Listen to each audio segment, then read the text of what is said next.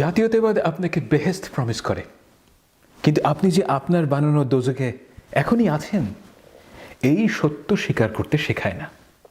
দেখবেন যে অমুককে নাই করে দিলে, তমুককে নিশ্চিহ্ন করে দিলে তাদের বেহেস্ত তৈরি হয়ে যায়।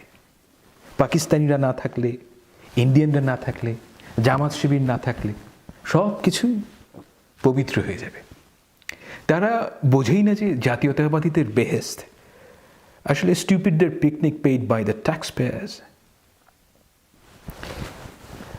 জাতীয়তাবাদের প্রধান সমস্যা হলো আদারিং। সে আপনার হৃদয়কে কঠিন করে ফেলে। কোনো ধরনের রেসপন্সিবিলিটি ছাড়াই জাতীয়তাবাদ আপনাকে ওনারশিপ প্রমিস করে। এই দেশ, এই মাটি, এই নদী সব আপনার, কারণ আপনার একটা পাসপোর্ট আছে। আপনি আপনার নিজের দেশকে নিজের সম্পত্তি বলে মনে করতে শুরু করেন, and you are not aware of it. যে আপনার মতো না, সে কে, সে কেন পৃথিবীতে এসেছে, এই প্রশ্নটাই আপনি ভুলে যান। আমি জানি যে আপনি মনে করছেন এই সমস্যাটা আপনার না, অন্য কারো। আমি এখন পর্যন্ত কোনো জাতীয়তাবাদী পাই নাই যার মধ্যে এই ঔদ্ধত্য নাই। এই যে অপরকে ছোট ভাবার প্ররোচনা, সেটা ধর্ম ও জাতীয়তাবাদ দুটোই দেয়, কিন্তু ধর্ম অন্তত আপনাকে সতর্ক করে সেটা না করার জন্য।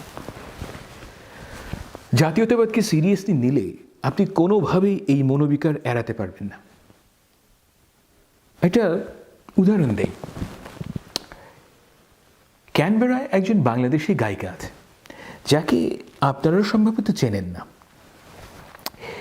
জীবনে আমি আর কোনো নন প্রফেশনাল গায়িকা দেখি নাই যে ধরেন হিন্দি ফিল্ম ইন্ডাস্ট্রি কিংবা পাকিস্তানের কোক স্টুডিওর জন্য পুরোপুরি রেডি, এখনই গাইতে পারবে। অ্যামেজিং গায়িকা and a very sweet girl. ওর নাম হলো পারমিতা দে। এই মেয়েটা যদি একটু সাহস করে বাংলাদেশে চলে যেত, she would have been a household name. She is that good. কিছুদিন আগে ও মা হয়েছে, আমি খুবই খুশি হয়েছি। এখন আমি কিভাবে আমার শুভকামনা ওকে জানাবো? ও হচ্ছে বাংলাদেশের হিন্দু মাইনরিটি, আমি মুসলমান, তাই majority. Although I really don't know in what capacity I represent the majority. But let's leave it like that. আমাকে ছোটবেলা থেকে শেখানো হয়েছে হিন্দুকে আদাব দিতে হবে সালামের বদলে, এবং হিন্দুর সাথে যে কনভারসেশন, সেখানে তাকে অ্যাকোমোডেট করার জন্য আমার মুসলমানি টার্মিনোলজিকে যথাসম্ভব পরিহার করতে হবে। ফ্রাউন্ড আপন। এটা একটা অনারেবল আইডিয়া, স্বীকার করি, কিন্তু রিয়েল লাইফে এর কি পারপাস আমি বুঝতে পারি না। অদ্ভুত এক সমস্যা সৃষ্টি করে। কিছুদিন আগে আমার ভাগ্নিরও মেয়ে হয়েছে, ঠিক আছে? ওকে আমি বলছি যে আমি আল্লাহর কাছে দোয়া করি যেন তোমার মেয়ে অনেক বড় হয়, আল্লাহ ওকে সুস্থ রাখুক। আই অ্যাকচুয়ালি মেন্ট ইট। কিন্তু পারমিতা যেহেতু হিন্দু, সেহেতু আমাকে একটা অ্যাপ্রোপ্রিয়েশনের ভেতর দিয়ে যেতে হবে। বলতে হবে ঈশ্বর কিংবা সৃষ্টিকর্তা তোমাদের মঙ্গল করুন। What's that supposed to mean? I don't have a clue. আমি তো জীবনে আল্লাহকে কোনোদিন সৃষ্টিকর্তা নামে ডাকি নাই। আমি তো মনে করি না যে আল্লাহ কেবল মুসলমানের কিংবা হিন্দুর আল্লাহ অন্য কেউ। আমি তো দোয়া করি আল্লাহ পারমিতার ছেলেকে অনেক বড় করুক। যেই দয়ার চাদর পৃথিবীকে ঢেকে রেখেছে, আল্লাহর সেই দয়া আমার মেয়ের মতো পারমিতার ছেলেটাকেও আগলে রাখুক। একদিন আমার মেয়ে তার বাবাকে হারাবে, পারমিতার ছেলে হারাবে তার মাকে। সেই অবর্ণনীয় দুঃখটা আমি চোখের সামনে দেখতে পাই। তাই আমি ওদের জন্য দোয়া করি আল্লাহ পারমিতার ছেলেকে রহমতের ছায়ায় আশ্রয় দিন। সত্যি করে বলেন তো, আমি যদি বলি সৃষ্টিকর্তা তোমাদের মঙ্গল করুক, would that be authentic? এই ফেক প্লেজেন্ট্রিজে কি লাভ? পারমিতা কি কোনোদিন আমার ওয়ার্মথ বুঝতে পারবে ভান করলে? ওর ছেলের জন্য আমার যে দোয়া, সেটা একটা পিওর ইমোশন। এই পিওর ইমোশনের উপর কালচারাল অ্যাপ্রোপ্রিয়েশনকে স্থান দেওয়ার তাড়না হলো একটা মডার্ন অসুখ, ইউনিভার্সিটি এডুকেটেড মানুষদের অসুখ। এই অসুখের কারণ হলো আইডেন্টিটি পলিটিক্স, কিন্তু ফলাফল হলো লস অফ ইনোসেন্স। আপনি ভুলেই যাবেন যে পারমিতাও হয়তো চায় যে আপনি আল্লাহর কাছেই ওর ছেলের জন্য দোয়া করেন। ওর কানে সৃষ্টিকর্তা থেকে হয়তো আল্লাহ নামটাই বেশি কাছের মনে হয়। এই সম্ভাবনা আপনি এন্টারটেইনই করছেন না, কারণ আপনি আসলে অবচেতনে পারমিতাকে একটা মানুষ থেকে নিচে নামিয়ে শুধুমাত্র হিন্দু বানিয়ে ফেলেছেন। আপনি অ্যান্টিসিপেট করে বসলেন যে সে এতই ছোট যে কোনোদিনও আপনার শুভকামনা পড়তে পারবে না, অনুবাদ করতে হবে। সে আপনার মনটা পড়তে পারবে না, শুধু ভদ্রতা পড়তে পারবে। কালচারাল অ্যাপ্রোপ্রিয়েশনের ভয়ানক দিক হলো আপনি নিজেকে খোয়াই দিবেন। আপনাকে একটা গ্রুপে, একটা ক্লাসে বিলং করতে হবে। আপনি মানুষকে একটা আইডেন্টিটির বাই প্রোডাক্ট হিসেবে দেখা শুরু করবেন। আপনি যে আছেন সেই নিশ্চয়তা আপনি ফিল করবেন না আপনার গ্রুপ আপনাকে ভ্যালিডেট না করলে। বাংলাদেশে এই অবস্থা তৈরি হয়েছে বাঙালি জাতীয়তাবাদের অভিভাবকত্বে। দ্যাটস রাইট, বাঙালি জাতীয়তাবাদ আপনার ইরিভার্সিবল ক্ষতি করেছে। আপনার নিজের সাথে যে বোঝাপড়া, সেখানে আপনি বাঙালি ও মুসলমান এই দুইটা বিষয়কে কিভাবে অ্যাকোমোডেট করবেন, দেখেন সেটা আপনার নিজের জার্নি। কিন্তু ম্যাক্রো ডোমেইনে আপনি কিভাবে ইন্টারাক্ট করবেন সেটা একটা গুরুত্বপূর্ণ আলোচনার বিষয়। কিভাবে একে অন্যের সাথে সহিভাবে ডিল করতে হয়। দেখেন, আমরা কেউই সেটা জানি না। আমরা জানি না কোন পরিস্থিতিতে কে কিভাবে রিয়্যাক্ট করবে। We are all confused at different levels. আমাদের দরকার মিউচুয়ালি এগ্রিড নর্মস। এখন আপনি যদি হাইলি কনসিয়েন্সিয়াস এবং চিন্তাশীল মানুষ হন, আপনার কোনো মোরাল কোডের প্রয়োজন হবে না।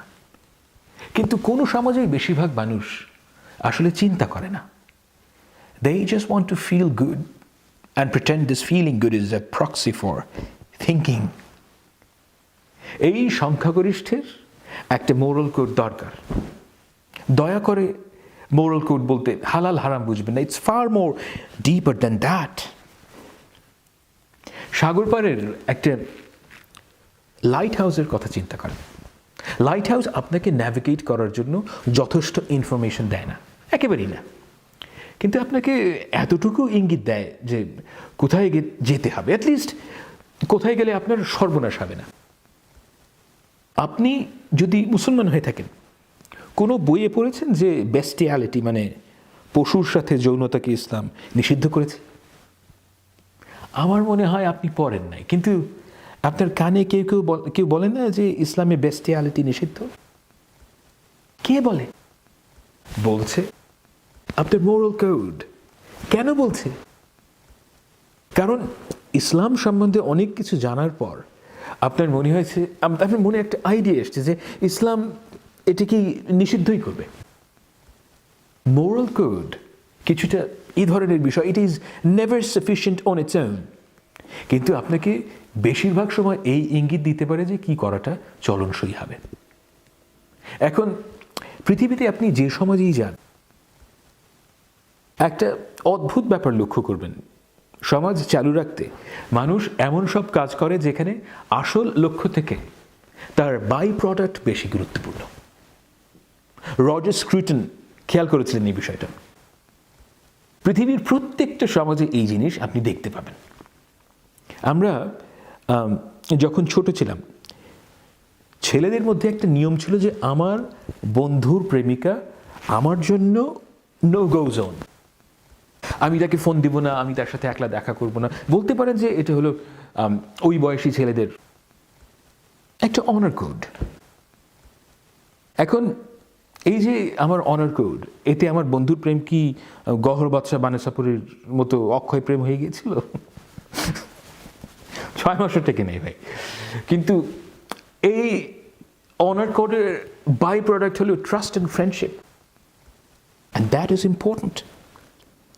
ওটা এখনও টিকে আছে। আমরা ছোটবেলায় মাঠে গিয়ে ক্রিকেট খেলতাম। That cricket means nothing to me anymore. It has absolutely no relevance left for me. আমার আসলে কিছু মনেই নেই, কিন্তু ওই খেলায় পার্টিসিপেট করার কারণে যে টিম ওয়ার্ক, যে আনন্দ, যে ট্রাস্ট, যে মেমরি, যে বন্ধুতার সৃষ্টি হয়েছিল, as a byproduct, that is valuable. মাঠে যেতাম কিন্তু শুধুমাত্র ক্রিকেট খেলতে। এটা মানুষের স্বভাব। মানুষ আসলে প্ল্যান করে সম্প্রীতি গড়ে তোলে না, করাই যায় না এটা। অন্য অনেকগুলো কাজ করলে, যেগুলো একেবারেই সাধারণ কাজ, ওগুলো করলে এবং অনেক অকাজ না করলে সমাজে এমনি এমনি সম্প্রীতি তৈরি হয়। আপনি কোনোদিনও 1000টা ছোট কালচারাল অ্যাপ্রোপ্রিয়েশন করে সাম্প্রদায়িক সম্প্রীতি তৈরি করতে পারবেন না। It doesn't work that way. আপনি প্ল্যান করে সাম্প্রদায়িক সম্প্রীতি তৈরি করতে পারবেন না। হেলে দুলে আগুনের পরশমণি কিংবা নজরুলের শ্যামা সঙ্গীত গাইলে যারা মনে করেন যে সাম্প্রদায়িক সম্প্রীতি একদম জাগায় উঠবে ফলগুদারার মতো, ইয়ে মানে তারা কিন্তু একটু গান্ডু আছেন। পয়লা বৈশাখে নায়িকারা সিঁদুর পরে পূজা মণ্ডপে গেলে সমাজে সাম্প্রদায়িক সম্প্রীতির জোয়ার তৈরি হবে না। ইনস্টাগ্রামে মিলিয়ন লাইকের কারণে আপনি যে মনে করছেন যে সমাজ একেবারে বদলে গেল, সেই লাইকগুলো সম্ভবত গলার নিচে যা আছে সেজন্য পড়েছে, ওপরের জন্য না। You know that, right? সাম্প্রদায়িক সম্প্রীতি হলো rule of law byproduct. যেই মাটিতে রুল অফ ল ডেভেলপ করবে, সেখানে ধীরে ধীরে সাম্প্রদায়িক সম্প্রীতিও ডেভেলপ করবে। কাউকে শেখাতে হবে না। আপনি যদি মনে করে থাকেন যে শেখ হাসিনা বা শেখ মুজিব আপনাদেরকে অসাম্প্রদায়িকতা এনে দেবেন, you are in fool's paradise. Sheikh Hasina যে একটি কাজ পারেন সেটা হলো ইতরদের প্রলিফারেশন। এদের দিয়ে তিনি রুল অফ জাঙ্গলস প্রতিষ্ঠা করেছেন।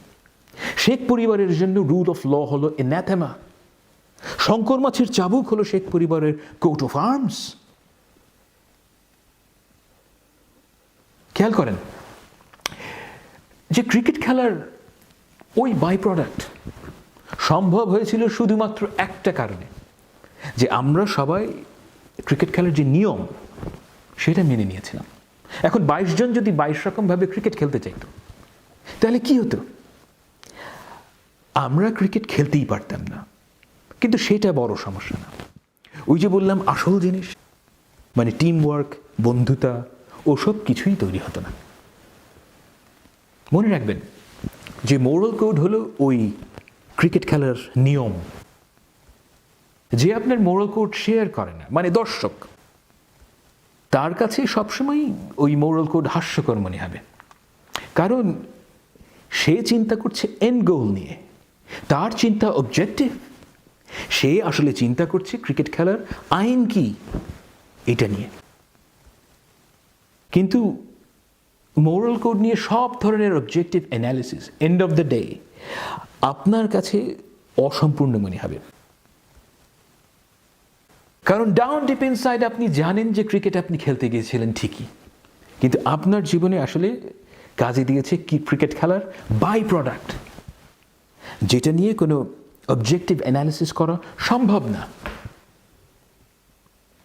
আমাদের সমাজে দেখেন কোনো ট্রাস্ট নাই। এই ট্রাস্ট না থাকার কিন্তু একটা হিউজ ইকোনমিক কনসিকুয়েন্স আছে।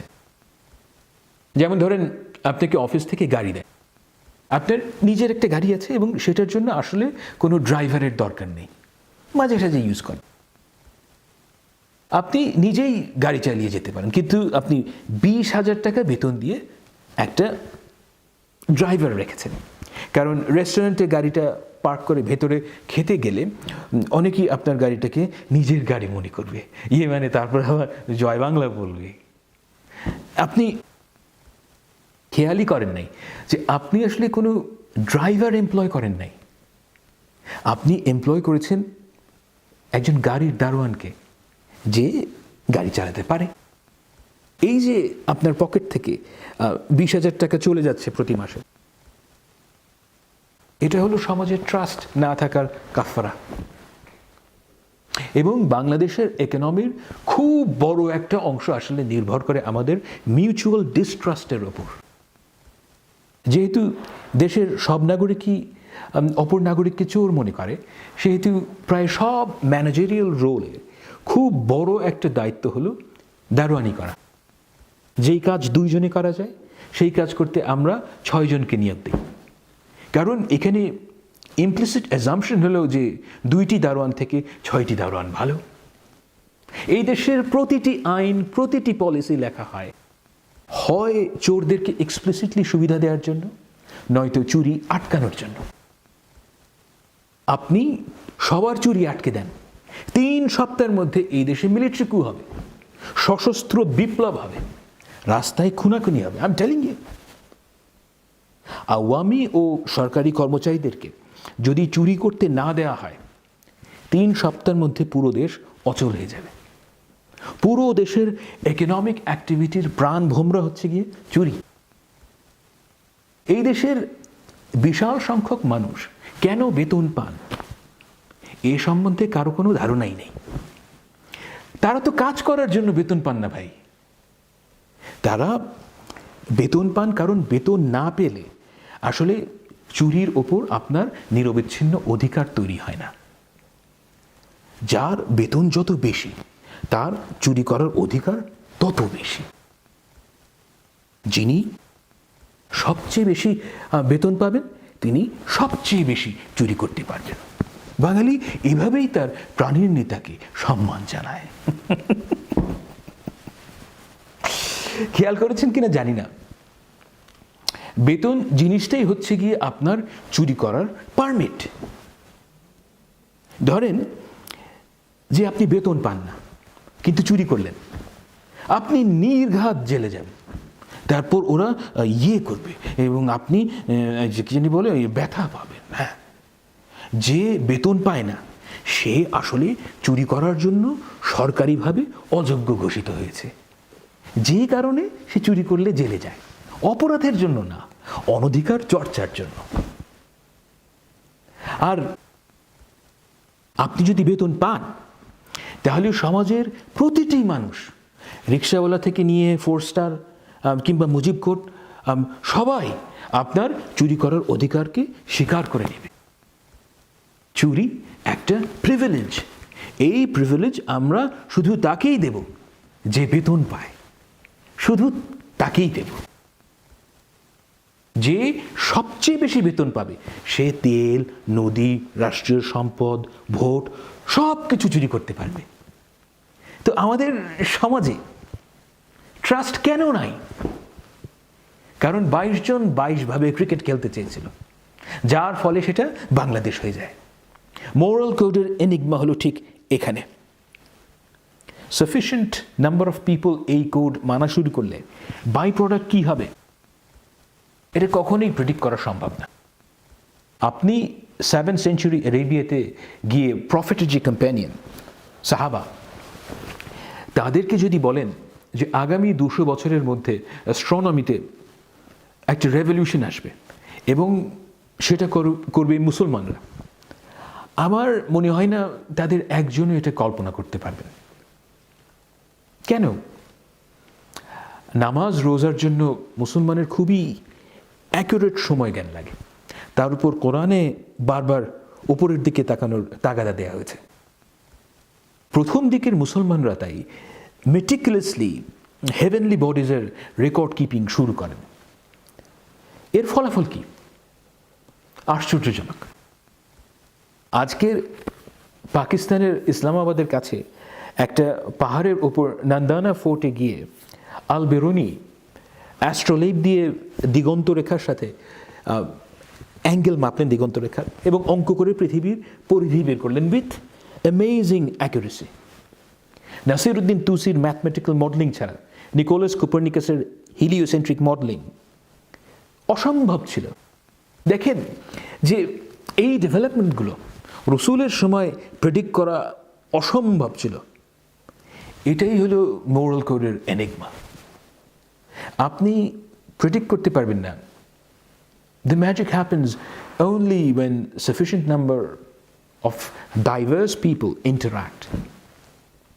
আমরা যেটাকে সামাজিক মূল্যবোধ বলি সেটা হলো আমাদের পূর্বপুরুষের মোরাল কোডের, তাদের পার্থিব আচরণের বাই প্রোডাক্ট। আপনারা যারা পড়াশোনা করেন তাদেরকে আমি এডমন্ড বার্কের রিফ্লেকশনস পড়ার পরামর্শ দেব। This guy was an absolute genius. East India কোম্পানির নির্বিচার লুটপাট নিয়ে সবার আগে যারা প্রতিবাদ করেছিলেন তার মধ্যে এডমন্ড বার্ক সম্ভবত সবচেয়ে গুরুত্বপূর্ণ ব্যক্তি ছিলেন। ওয়ারেন হেস্টিংসকে ইমপিচ করিয়েছিলেন তিনি।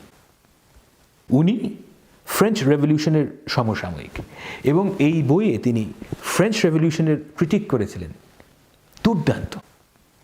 ওখানে তিনি বলেছিলেন যে আপনি যে সোশ্যাল ক্যাপিটাল পান জন্মের সাথে সাথে, এইটা তো আপনি মুফতে পান, অর্জন করেন না। এই যে সোশ্যাল ভ্যালিউ যার মধ্যে আপনার জন্ম, এইটা তো আপনি এমনি এমনি পেয়েছিলেন। আপনার তো কোনো অধিকার নাই এটাকে খোয়ায় দেয়ার। এজন্য যারা মারা গেছেন এবং যারা এখনো জন্ম নেয় নাই, বার্ক তাদেরকে সমাজের অন্তর্ভুক্ত করেছিলেন। এখন প্রশ্ন হলো, এই যে মিউচুয়ালি এগ্রিড নর্মস মানে গড়পড়তায় আমরা যাকে মোরাল কোড বলি, আমরা যদি সেটা ঠিক করতে না পারি তাহলে ওই ক্রিকেট খেলার বাই প্রোডাক্ট মানে সোশ্যাল ভ্যালু সেটা তৈরি হবে কিভাবে?